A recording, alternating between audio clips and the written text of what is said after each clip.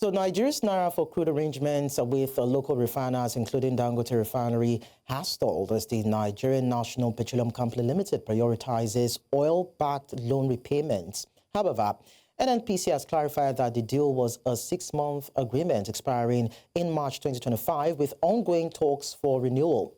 Now, Dangote, in a written statement, announced the temporary halt in the sale of petroleum products in Nigeria, in Naira in reaction to what has transpired between it and NNPCL. So joining me for this conversation is Bolade Agboola, a Macros and Equities Analyst at Chapel Hill Denham Securities Limited. And we are just going to pick the conversation from there. Bolade, thank you so much for joining us. Good morning to you. Good morning. Thank you for having me. So we'll just continue from where we stopped yesterday. Let's quickly take your reaction now that Dangote has suspended sale of refined products in Naira. So it's not the best. One of the implications we'll definitely see in the coming months is in the impact on the FX. Dangote is a businessman, obviously, or is in business to make profits. And so if there is going to be hindrance or roadblock to that, it will take decisions in the best interest of his business. So the NNPC, since there have been stalls or ongoing negotiation with the NNPC, and there is no clarification if this deal will continue, it is not surprising that he will take such a step. And because of this step, it would mean that if he is buying in dollars, if he's buying the raw material, which is crude oil in dollars, and selling in Naira, there may be a mismatch between the purchase obligations and sales proceeds. So that is why I believe that this step has been taken. So for me, it is not surprising that Dangote Refinery is going to be doing this. And like I said, there will be some impact, if the Naira-for-Crude is stalled in terms of our FX.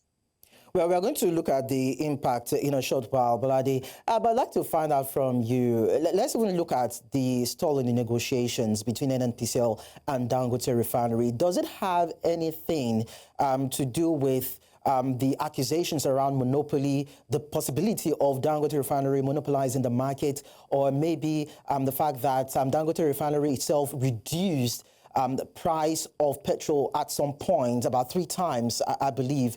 And the marketers also lamenting that price reduction is affecting their business. Well, to my own mind, I believe that there are 2 major reasons why there could be stalling in the negotiation. First is the fact that 90% of our FX revenue is from crude oil sales. And so selling to Dangote in Naira may be affecting how much revenue that can be generated. Another thing is the fact that looking at our average production volumes, it's averaging about 1.5 million barrels per day.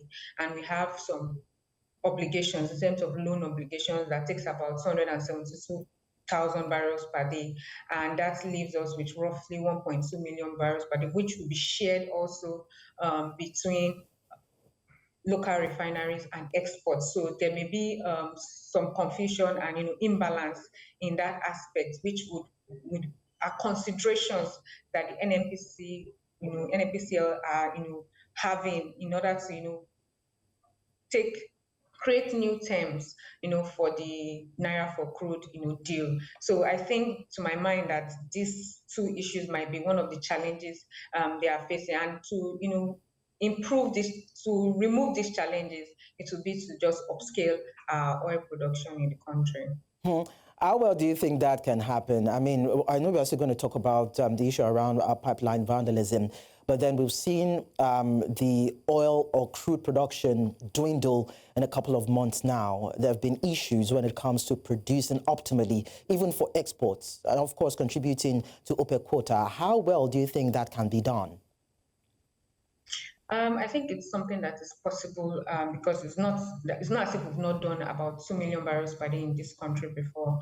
So if there is a possibility, we just need the right policies. We just need improved securities, and we've seen improved securities along the pipelines, and that is why we are even seeing oil production trend as high as 1.5, with total, including condensate, as high as 1.7 in recent times. So I think that it is possible. We just need to make the right efforts in terms of policies and in terms of improving the security around this region, and also improving relationship with host community, which I believe the executive orders that the president passed last year is aiming to achieve. All right. Now, NNPCL supplied over 84 million barrels of crude oil to the refinery, that is Dangote Refinery, instead of a cumulative of 117 million barrels per day since the agreement was struck in October 2024. But that was not the agreed volume for delivery due to other obligations, like you mentioned. But then, was it wrong for the NNPCL to prioritize forward contracts and oil-backed loan repayments instead? So my knowledge on the deal was that the NNPC said that they'll be doing this deal based on availability. And while I don't think that they should prioritize it, but it is not for a company. You will definitely prioritize your obligations before any other contracts. Like if you have a company, you prioritize your debt market before even considered owners of the company or equity aspect of it. So I believe that they were not totally wrong, but it would have been better if we have improved oil volumes in the country, and then you can be able to sort both obligations and local refinery requests. Okay, so talking about implications now, Bolade, Dangote continues to source for crude oil, crude supply rather, from the international markets due to the situation that we've seen play out in terms of the lack of adequate supply to its plant. Now, should we expect increase in the retail price of petrol and other products, and maybe scarcity too?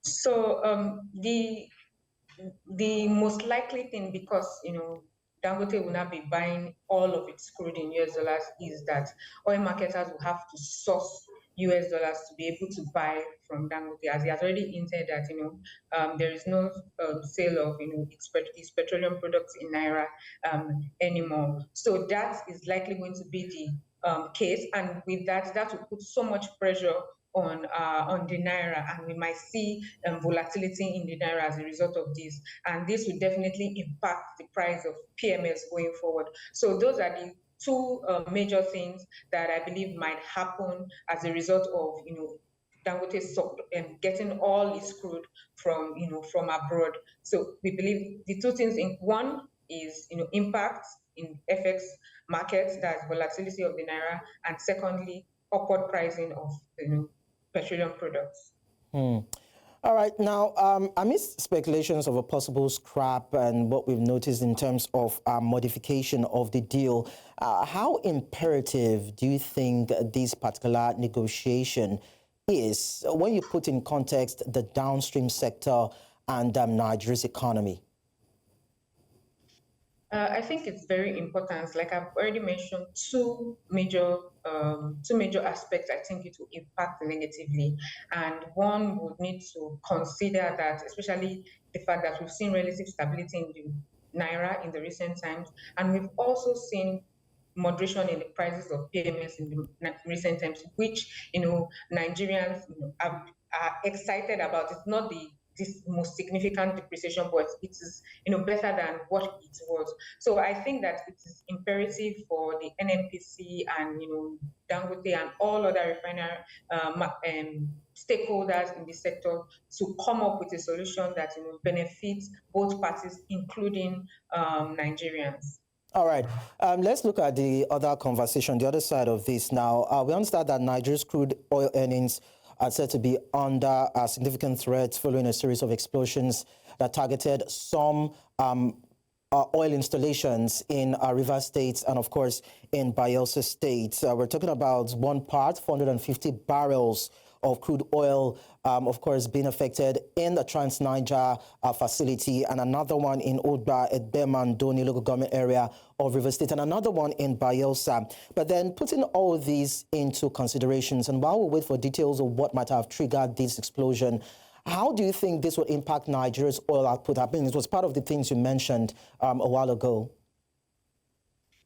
So it will definitely impact production volumes. Speaking to the Trans Niger Pipeline, there are news flows that the pipeline is already back into operation, and which is as a result of the alternative line that the Trans Niger Pipeline has. And looking at all other explosions, also, we would expect that just like the government moved swiftly to reduce the impact on the Trans Niger Pipeline. It's the same thing that will happen in all these pipelines. However, we'll still expect some marginal decline in oil production in March, 2025, and this definitely would, impact how much we are able to produce, in the period. And we also saw some decline last month in comparison to January. We had about over 1.5 million barrels per day, but in February it was about 1.47 million barrels per day. So we will definitely see some impact in terms of production volume. And speaking to OPEC quota, we've not really been meeting the OPEC quota for a while now, even producing as high as 1.48 last year. That's as of December 2024. It was not still meeting our OPEC quota at 1.5. The only time we have met our OPEC quota in terms of crude oil production was in January 2025. And so I don't think it's a significant change to what it has always been. But we expect that, if these challenges are resolved, that we will meet our OPEC quota in going forward in 2025. Okay, so let's tie it around the Nigerian budget. We know that a larger chunk of revenue generation, is from oil, and that's what Nigeria uses in facilitating the budgets, and of course, I'm considering its expenditure. And we know that there have been budget projections and revenue projections, most especially in the 2025 budgets. Now, how well do you think this will put pressure in terms of the budget performance? In terms of budget performance, I know the projection is for crude oil production is at 2.06, and oil price at $7.75 per barrel.